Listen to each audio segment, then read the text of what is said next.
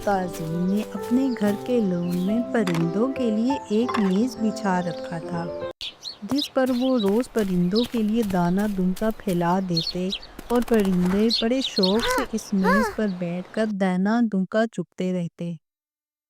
بھوری ایک چھوٹی سی مگر بہت لالچی چڑیا تھی۔ سب سے پہلے کھانے کی میز پر چگنے آتی اور سب سے آخر میں جاتی۔ اس کی نیت ہمیشہ یہی ہوتی تھی، کوئی اور پرندہ میز کے نزدیک نہ آئے اور سارا دانہ وہ خود ہی کھا جائے۔ اس کے لیے اسے ایک ترکیب سوجی۔ اگلے دن جب معاذ اور تعظیم دانہ میز پر ڈال کر گئے تو اس نے شور مچا دیا، چوں چوں ہوشیار، ایک بلی جھاڑی میں چھپی بیٹھی ہے۔ چوں چوں، وہ پرندوں کا انتظار کر رہی ہے کہ وہ میز پر آئے اور وہ ان پر حملہ کرے۔ پرندوں نے اس کی منادی سنی تو جھاڑیوں میں ہی دبک گئے، کیونکہ نگو بلی سے وہ خوف زدہ تھے۔ وہ تو اتنی چالاک اور تیز تھی کہ کووں کو بھی پکڑ لیتی تھی۔ پھر بھوری چڑیا نے پرندوں کو کہا کہ تم باہر نہ نکلنا، میں میز پر دیکھ کر آتی ہوں کہ نگو بلی گئی ہے یا نہیں۔ یہ کہہ کر وہ سیدھی اڑ کر کھانے کی میز پر پہنچی اور وہاں پڑے ہوئے مزیدار ڈبل روٹی کے چورے اور دانے کا صفایا کرنے لگی۔ دوسرے پرندے بھوک کے مارے حسرت سے دیکھتے ہی رہ گئے اور بھوری نے نگو بلی کے بہانے سے خوب جی بھر کر کھایا۔ کسی کی ہمت نہ تھی کہ وہ آ کر دیکھے اصل واقعہ کیا ہے۔ آخر خدا نے ان کی سنی اور درخت کی شاخ پر بیٹھی ایک فاختہ کو ساتھ والے گھر میں نگو اپنی دم کو پکڑتے دکھائی دی۔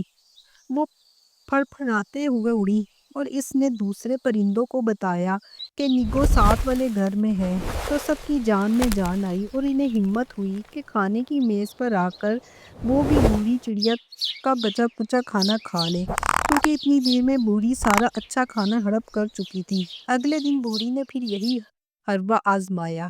جیسے ہی معاذ اور تعظیم میز پر ڈبل روٹی کا چورا، پرانے بیج اور دانہ ڈال کر گئے تو پرندے اڑتے ہوئے میز کی طرف آنے لگے۔ بھوری چڑیا جو ایک دیوار پر بیٹھی ہوئی تھی، اس نے شور مچا دیا، بچو بچو، نیلو بلی سے بچو، ارے وہ پانی والے ٹب کے پیچھے چھپی ہوئی ہے اور تم پر حملہ کرنے کے لیے تیار ہے۔ دوسرے ہی لمحے پرندوں کی پھڑپڑاہٹ اور چوں چوں سے شور مچ گیا۔ پرندے اڑے اور فوراً محفوظ جگہوں پر چلے گئے۔ کچھ جھاڑیوں میں چھپے، کچھ چھتوں پر بیٹھ گئے اور کچھ تو اڑ کر خالی میدانوں کی طرف چلے گئے۔ بھوری بہت خوش تھی۔ وہ آرام سے اڑ کر میز پر آن بیٹھی اور پھر باقی پرندوں پر احسان جھاڑنے لگی۔ ساتھیو، میں نیلو کا خیال کرتی ہوں کہ وہ کب جاتی ہے۔ بڑی ظالم بلی ہے، میں اسے دیکھ رہی ہوں، وہ اپنے پنجے تیز کر رہی ہے۔ ایک ہدہد نے ساتھ والی شاخ پر بیٹھے نیل کنڈ کو کہا کہ بھوری کتنی بہادر ہے۔ ساتھ بیٹھے ایک چڑے نے بھی اس بات کی تائید کی اور کہا کہ بھوری کی آنکھیں کتنی تیز ہیں اور کتنی آسانی سے نیلو کو دیکھ سکتی ہے، اور نیلو کی موجودگی میں کھانے کی میز پر بیٹھے رہنا کتنی بہادری ہے، حالانکہ نیلو آسانی سے اس پر حملہ کر سکتی ہے۔ بھوری کو میز پر بیٹھے دوسرے پرندوں کی رائے کا اندازہ ہو رہا تھا اور وہ دل ہی دل میں خوش ہو رہی تھی کہ وہ باقی پرندوں کا کھانا بھی دھوکے سے کھا رہی ہے، اور اس کے باوجود پرندے اس کی بہادری کی تعریف کر رہے ہیں۔ وہ اپنے آپ کو اس وقت بہت چالاک سمجھ رہی تھی اور دوسرے اسے بیوقوف لگ رہے تھے، کیونکہ وہ آسانی سے انہیں دھوکہ دے رہی تھی۔ نیلو کو دیکھنے کے بہانے بھوری نے ایک دفعہ پھر خوب ڈٹ کر ضیافت اڑائی، اور پھر اس نے بچے کچے کھانے کے لیے دوسرے پرندوں کو بلایا اور انہیں بتایا کہ نیلو چلی گئی ہے، بلکہ وہ اسے دیکھ کر خوف زدہ ہو گئی تھی۔ پرندے کھانا بھی کھا رہے تھے اور بھوری کی بہادری کی تعریف بھی کر رہے تھے۔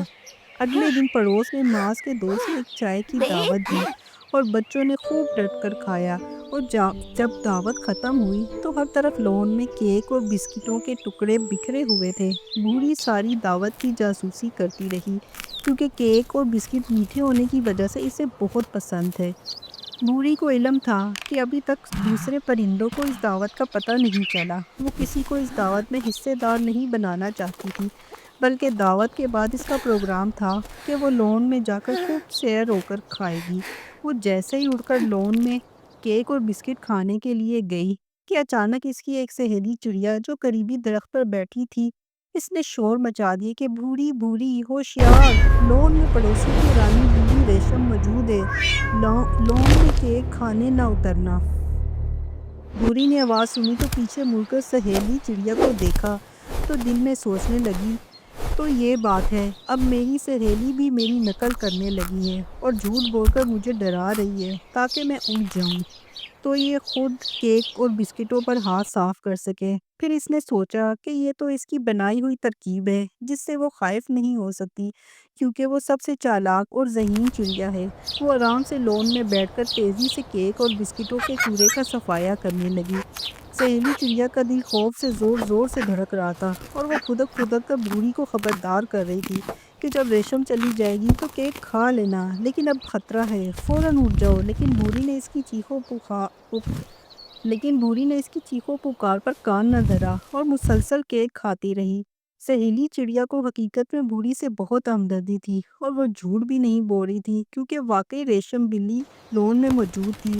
اور پھر وہی ہوا جو بھوری جیسی لالچی پرندوں کے ساتھ ہونا چاہیے۔ اس سے پہلے کہ وہ سنبھلتی، ریشم نے بھوری پر حملہ کر دیا۔ اگر سہیلی چڑیا اتنا شور نہ مچاتی تو شاید وہ دن بھوری کی زندگی کا آخری دن ہوتا۔ اجوا، جو ریشم کی مالکہ تھی، چڑیا کی چوں چوں سن کر لون میں آئی۔ ادھر بھوری نے پروں کو پھڑپھڑاتے اور جان بچاتے ہوئے اڑنے کے لیے پورا زور لگا دیا۔ ادھر اسی وقت ریشم نے بھی ہوا میں زکت لگائی۔ بھوری اڑنے میں کامیاب تو ہو گئی، مگر ریشم کے پنجوں کی خروش سے اس کے تمام پر اتر کر ہوا میں اڑنے لگے۔ بیچاری بھوری کے لیے جھوٹ بولنے اور لالچ کرنے کی یہ بڑی کڑی سزا تھی۔ اس نے خود کو بہت چالاک سمجھا، لیکن بے وقوفی کا حال یہ تھا کہ دوسری چڑیا کے ساتھ اور ہمدردی کو بھی خود کی طرح جھوٹا ہی سمجھا۔ بچوں، اگر تم کسی چڑیا کو دیکھو جس کی پر بقایا ہو تو غور کرنا وہ ضرور بھوری ہی ہوگی۔